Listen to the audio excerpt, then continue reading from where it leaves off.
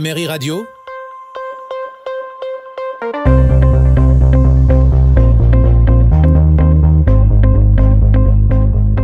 Le décryptage de l'info. Il est 16h52 sur LCI. Merci de nous rejoindre. Les tensions entre l'OTAN et la Russie ne font qu'augmenter. Un nouvel incident vient de s'ajouter à la liste. Un missile de croisière russe a violé l'espace aérien polonais la nuit dernière. L'objet a volé au-dessus de la Pologne pendant 39 secondes, précisément au-dessus du village que vous apercevez juste au nord-ouest de l'Ukraine, à la frontière Oserów, donc en Pologne, et l'information est donnée par l'armée polonaise. Alors ce matin, Varsovie annonce exiger des explications de la part de la Russie pour une nouvelle violation de l'espace aérien. On apprend aussi que l'ambassadeur de Russie en Pologne va être convoqué. On va en parler tout de suite avec Martin Chabal, notre correspondant à Varsovie. Bonjour Martin. Alors on l'imagine, la Pologne prend très au sérieux ce dernier incident. Oui, elle a réagi déjà assez prudemment. C'est d'abord l'armée qui a dit ce qui s'était passé cette nuit. Alors, un missile russe a traversé l'espace aérien polonais pendant 39 secondes à 800 km/h et à 400 mètres au-dessus de la tête des Polonais, assez bas pour que certains l'entendent et le voient. Mais l'armée polonaise a décidé de ne pas abattre ce missile. Elle a d'abord dit que c'est un pays qui est en paix et doit agir comme tel, et aussi détruire ce missile au-dessus d'un village polonais pourrait causer qu'il retombe sur un hôpital ou des maisons. Mais en tout cas, l'armée polonaise était prête à réagir et les alliés de l'OTAN aussi. Tout avait été mis en place pour pouvoir réagir. Et le gouvernement a lui aussi réagi forcément. Il va convoquer l'ambassadeur russe pour demander des explications. Mais c'est vrai que la presse polonaise reste assez sceptique sur ce qu'elle peut demander, sur ce que le gouvernement polonais peut demander à la Russie. Et Martin, comment est-ce que les Polonais réagissent aujourd'hui après ce qui s'est passé la nuit dernière ? Forcément, le sentiment qu'il y a ici aujourd'hui, c'est que la menace russe se rapproche et en tout cas est de plus en plus palpable avec ce missile qui traverse l'espace aérien. On a aussi le gouvernement, même s'il assure qu'il va demander des explications, on sait qu'il ne pourra pas demander grand-chose. Et surtout, on sait que la guerre risque de continuer et du coup, ce genre d'événement se répéter plusieurs fois. La presse polonaise dit que les Polonais vont devoir s'habituer et pour quelques années, et certains parlent de quelques décennies. Et c'est vrai que d'autant plus que ce n'est pas la première fois que ce genre d'événement se passe en Pologne. En décembre dernier, on a déjà eu un missile russe qui est passé dans l'espace aérien polonais. Finalement, il ne s'était pas écrasé en Pologne, il avait bifurqué vers l'Ukraine. Merci beaucoup Martin Chabal, en direct depuis Varsovie en Pologne. Pour continuer à décrypter cette actualité, j'ai le plaisir d'accueillir sur ce plateau Arlette Chabot. Bonjour Arlette, bonjour. Éditorialiste politique. Natalia Turine, bonjour, soyez la bienvenue. Vous êtes la fondatrice des éditions Louison, spécialisée dans la littérature russe. Jean-François Boutors, bonjour. Bonjour. Essayiste spécialiste de la Russie, auteur de l'ouvrage Poutine, la logique de la force aux éditions de l'Aube, et la couverture s'affiche en ce moment même. Patrick Martin-Jeunier, bonjour. Bonjour. Soyez le bienvenu, spécialiste des questions européennes et internationales. Et enfin, le lieutenant-colonel Vincent Arbaretier, bonjour, historien militaire, docteur en sciences politiques. Arlette Chabot, je vais commencer par vous. Est-ce que finalement, vous voyez cet incident comme une nouvelle provocation de la Russie vis-à-vis de l'OTAN ? Il se peut d'abord que ce soit une erreur, c'est ce qu'avait expliqué dans l'un des précédents. Il y a eu, on sait au début, confusion en 2022, c'est la troisième fois. Il y a eu un incident en 2022. On parlait tout à l'heure de ce qui s'était passé au mois de décembre. Donc il y en a un, c'était un morceau de missile ukrainien, donc ça compte pas. Mais dans un précédent effectivement incident de ce genre, les Russes avaient expliqué justement que c'était un incident. Là, il n'y a pas de réponse pour l'instant. Or, dans ces cas-là, il faut garder son calme, son froid, et en même temps, parce qu'on est dans une nouvelle période, il faut aussi faire preuve de fermeté. Donc, les Polonais ont raison de demander des explications qui n'ont pas été données spontanément par la Russie. Sans doute raison de convoquer l'ambassadeur. Après, que faire ? Le missile n'est pas tombé sur le territoire polonais, donc pas d'interrogation sur l'article 5 qui, si effectivement on pouvait considérer que c'était une attaque d'un pays de l'OTAN. Et donc, il y a l'article 4 qui a déjà été utilisé, qui permet à la Pologne de demander à ses partenaires de l'OTAN de se réunir, de débattre, de réfléchir. Éventuellement, dans cet article est prévu des sanctions. Quelles sanctions pourraient être prises? Mais on sent bien qu'on est à un moment, comme on est à un moment en particulier, qui a un risque d'escalade. On entre dans une zone vraiment rouge. Donc, s'il n'y a pas d'explication effectivement donnée par la Russie, ça va être très compliqué dans cette période d'escalade. Oui, Jean-François Boutors, Vladimir Poutine, on le sait, regarde clairement les signaux envoyés par les Occidentaux. Et là, encore une fois, il n'y a pas de réponse forte après cet incident. Ben, le problème, c'est que des réponses plus fortes, on ne sait pas exactement ce que ça pourrait être, sinon une forme d'engagement. Ils auraient peut-être pu abattre le missile. D'abord, on en parlera dans un instant avec notre spécialiste, mais j'ai cru comprendre que c'était pas si évident sur le délai de trajectoire au-dessus du 38 secondes quand même. Hein, c'est tout petit comme temps, c'est très long et c'est en même temps très court. C'était pas forcément si évident. En fait, d'une certaine manière, il y a rien de neuf factuellement par rapport à des choses qui se sont passées par le passé, y compris la manière dont les aviations russes vont flirter avec les limites des espaces aériens nationaux, etc. Mais à vous entendre, ce qui change, c'est le climat dans lequel ça se produit. C'est ça qui est différent. C'est un climat qui est particulièrement tendu, notamment depuis que avec Emmanuel Macron, l'Europe a affiché une volonté de plus grande fermeté à laquelle Vladimir Poutine a répondu par des menaces. Et dans ce contexte-là, un événement qui était pas si important que ça prend un tour vraiment inquiétant. La question, c'est qu'après, on est dans des jeux de rôle diplomatiques où chacun joue sa propre partie.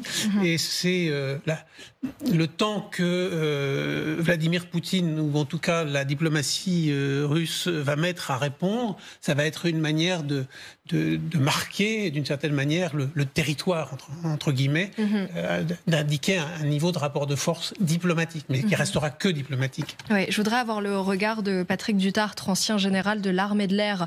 Bonjour général, merci d'être avec nous. Vous avez entendu, tout comme nous, cette information sur ce missile de croisière russe qui a violé l'espace aérien de la Pologne pendant 39 secondes. Est-ce que c'est si grave que ça ? Moi, je pense qu'il faut relativiser cet événement. D'abord, comme il était rappelé, c'est pas le premier. Hein. Il y a eu c'est le troisième incident. Hein. Le premier, c'était effectivement un missile de défense aérienne ukrainien qui, voulant intercepter un missile russe, était retombé en Pologne. Le second, c'était en décembre dernier, où il y avait le même type de missile, a priori, un missile qu'on appelle un KH-55 ou KH-101. C'est des missiles de croisière de longue portée. En fait, ils ont une capacité de voler plus de 2000 km, qui sont tirés à partir de chasseurs de type Tu-160, des Blackjack, comme on appelle dans l'OTAN, et qui volent en basse altitude. Et ce qui est intéressant, c'est que donc il a survolé pendant une trentaine de secondes, mais c'est pas tellement étonnant parce que il y a une grosse salve de missiles qui a été tirée du côté de l'ouest de l'Ukraine, dans la région de Livre. Et là, effectivement, le survol a lieu au-dessus de Osserdov. Il faut rappeler d'ailleurs que l'incident malheureux où le missile solaire ukrainien était tombé en Pologne se trouvait juste à 10 km au sud de Osserdov. Et général, d'après vous, est-ce que les Polonais auraient eu le temps d'abattre ce missile en 39 secondes ? 30 secondes, c'est quand même pas beaucoup. Hein. Et en plus, c'est à 4h30 du matin, il faut quand même pas l'oublier. Donc, même en temps de crise, il y a quand même pas mal de gens qui dorment à cette heure-là. Il n'empêche que les radars polonais étaient bien en activité que les radars otaniens également. Donc, il y a beaucoup de moyens qui étaient mis en place. Il y avait des chasseurs qui étaient en alerte, qui ont même peut-être décollé, mais compte tenu du passage au-dessus de la Pologne, c'était extrêmement réduit, 39 secondes, alors que la dernière fois, en décembre, on en parlait avec Darius Rochebin à l'époque, ça avait duré 3 minutes. De ce que je comprends, donc c'était un peu trop court pour pouvoir réagir. Ça veut dire que c'est à partir de combien de secondes, voire de minutes, qu'on se dit que ça y est, il faut abattre le missile? On risque d'abattre le missile s'il y a une vraie menace sur les populations. Donc ça va dépendre également de la trajectoire. Si vous abattez un missile et que les débris du missile retombent sur vos populations, vous voyez, c'est pas une bonne chose non plus. Donc ça dépend, 1, de la trajectoire, 2, du préavis, 3, de vos moyens qui sont en alerte. Est-ce qu'ils sont à proximité ou pas? Est-ce qu'on utilise des avions ou des missiles solaires? Ça dépend du contexte. C'est le patron de la défense aérienne polonaise qui doit décider avec ses homologues otaniens quelle est la meilleure réaction possible. Merci beaucoup, Général Dutartre, d'avoir été avec nous pour nous éclairer sur cet incident. Patrick Martin-Genier, comment vous voyez les choses? Vous le voyez comme une ultime provocation de la Russie? Alors, je ne sais pas s'il y a une erreur de téléguidage de ce missile. En tout cas, on est en train de montrer une nouvelle fois une faiblesse. Parce que j'ai bien compris, moi je ne suis pas militaire, je ne sais pas si en 39 secondes on a le temps de réfléchir, mais on est en train de dire, attention, c'est pas parce qu'il est passé 39 secondes que ça va faire quelque chose. Ce que je veux dire par là, c'est qu'une fois de plus, on montre notre faiblesse.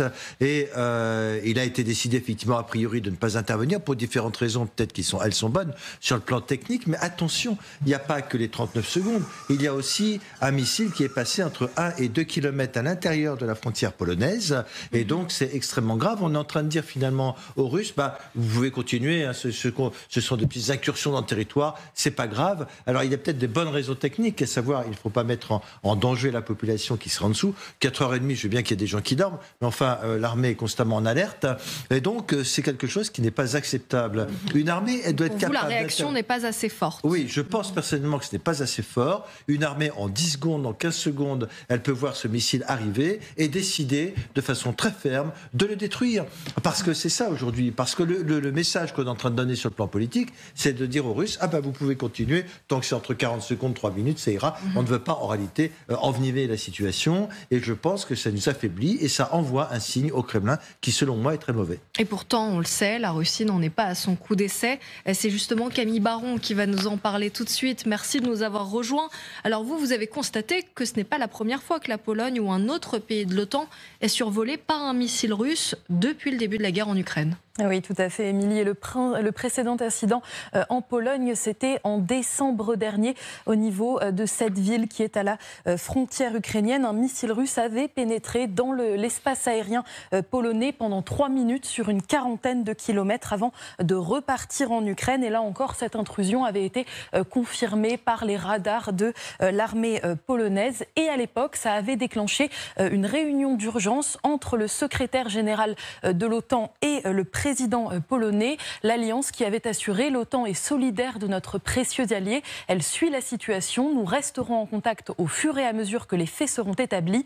L'OTAN reste vigilante. Alors les Polonais redoublent de vigilance, oui, car il y avait déjà eu une incursion de missiles en Pologne. C'était en novembre 2022 et en plus il y avait eu des morts. Oui, tout à fait. Le missile s'était écrasé sur cette ville. On est encore une fois à la frontière avec l'Ukraine. 2 civils avaient été tués. Et à l'époque, avant l'identification de ce missile donc, qui s'était écrasé, la Pologne avait directement sollicité l'article 4 de l'OTAN dont elle fait partie. On le rappelle, cet article 4, il dit que les parties se consulteront chaque fois que de l'avis de l'une d'elles, l'intégrité territoriale, l'indépendance politique ou la sécurité de l'une des parties sera menacée. Et à l'époque, il y avait eu cette crainte que cela pousse l'OTAN à s'engager dans le conflit et donc amène une escalade de cette guerre en Ukraine, la Pologne étant protégée par cet engagement de défense collective de l'OTAN. Mais pour cette fois, contrairement à la fois d'avant, la Russie avait immédiatement démenti cette incursion. Les frappes de haute précision ont été menées uniquement sur des cibles situées en territoire ukrainien. Les déclarations de sources ukrainiennes et de responsables étrangers sont des provocations délibérée dans le but de provoquer une escalade de la situation. Et en effet, finalement, on avait appris que ce missile a été identifié comme d'origine ukrainienne. Il s'était égaré de sa trajectoire. Ça avait été confirmé par les autorités polonaises et ça avait fait à ce moment-là redescendre les tensions. Dernière question, Camille. On sait qu'en plus de la Pologne, d'autres pays ont aussi été concernés par des intrusions de missiles russes. Oui, ça s'est passé en février dernier. À l'époque, 2 missiles russes ont survolé la Moldavie, qui est ici entre l'Ukraine et la Roumanie. Et selon l'armée ukrainienne, ont également survolé la Roumanie. Alors à l'époque, la Roumanie avait admis qu'il y avait eu un missile près de ses frontières, mais avait démenti tout survol de son espace aérien. Et la Moldavie, de son côté, qui elle, contrairement à la Roumanie, n'est pas membre de l'OTAN, on le rappelle, avait convoqué l'ambassadeur de Russie en dénonçant une violation inacceptable de son espace aérien. Et à l'époque, les réactions avaient été plutôt d'appeler au calme, tout en soutenant quand même la Roumanie et la Moldavie. Par exemple, les États-Unis avaient affirmé « À ce stade, nous n'avons aucune indication d'une menace militaire directe venant de la Russie contre la Moldavie ou la Roumanie », des appels au calme donc, mais on a quand même vu qu'à chaque incursion d'un missile et notamment sur l'espace aérien d'un pays de l'OTAN, eh bien ça fait quand même augmenter les tensions dans la région.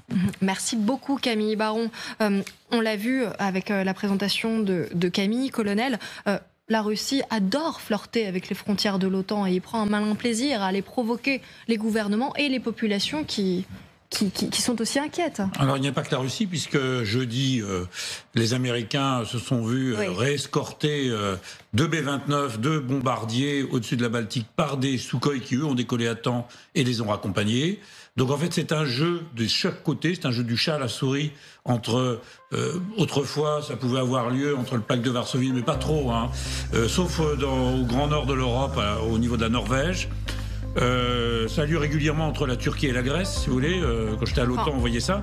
Alors la Russie, mais elle essaie aussi des avions français qui avaient été reconduits. Voilà. Mais la Russie, sans raison. Elle essaie de voir la faiblesse sur un site tout à fait particulier, qui est le site de ravitaillement militaire de la Pologne vers l'Ukraine. Et si elle l'a fait à 4h30 du matin, bon, dans une salve, dans le cadre d'une salve, à mon avis, ce n'est pas par hasard, pour répondre à l'inquiétude de M. Martin-Genier.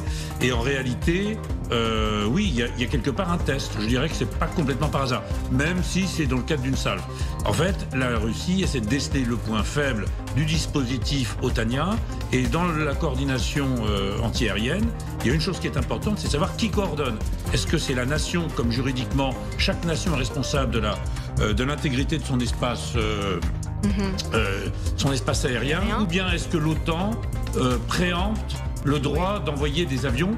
Et on sait que 2 avions polonais ont décollé, il faut 20 secondes pour décoller, et donc il leur fallait 10 secondes pour abattre le missile, ce qui n'est pas très possible. Si vous voulez, dans une défense antimissile, oui, c'est possible, mais avion contre missile, c'est plus compliqué.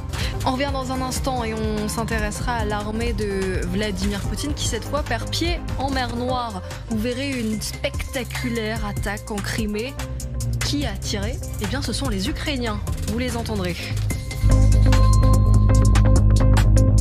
Merci d'avoir regardé cette vidéo ou d'avoir écouté ce podcast. Abonnez-vous.